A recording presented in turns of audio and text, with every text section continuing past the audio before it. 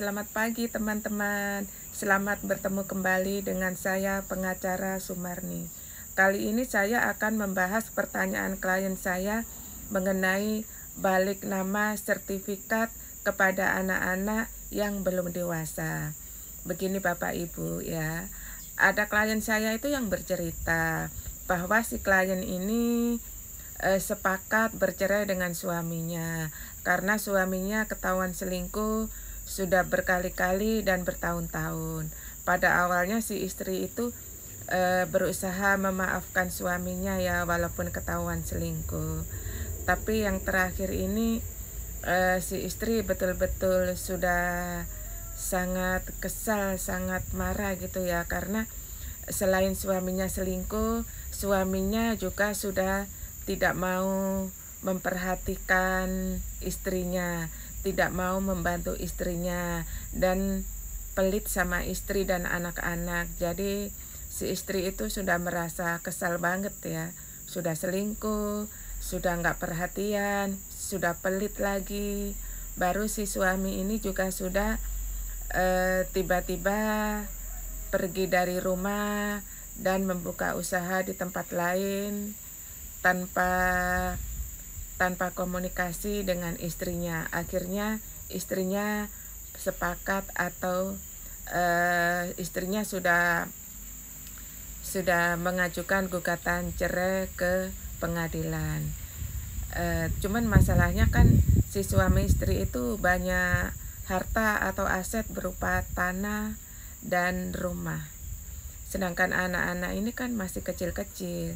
Jadi si istri itu meminta kepada suaminya supaya aset-aset berupa tanah dan bangunan itu diwariskan ke anak-anak atau diberikan ke anak-anak ya. Makanya si istri ini bertanya, "Ibu, bisakah sertifikat tanah dan rumah itu dibalik nama atas nama anak-anak?" Tidak bisa Bapak Ibu ya, karena anak-anak masih di bawah umur, belum dewasa. Jadi sertifikat itu belum bisa dibalik nama untuk anak-anak atau kepada anak-anak.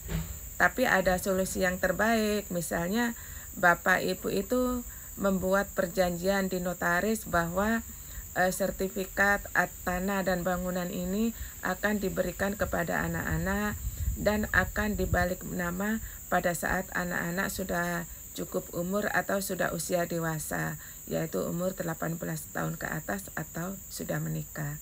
Jadi solusinya begitu Bapak Ibu ya. Sertifikat itu dibalik nama pada saat anak-anak sudah dewasa. Dan sebelumnya Bapak Ibu bisa membuat perjanjian di notaris ya.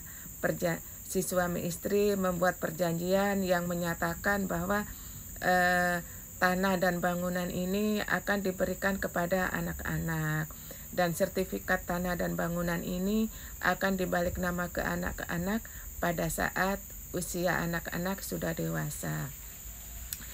Sesuai peraturan perundang-undangan yang berlaku ya, bahwa untuk proses balik nama sertifikat itu salah satunya ya ada KTP. KTP sebagai bukti bahwa si para pihak ini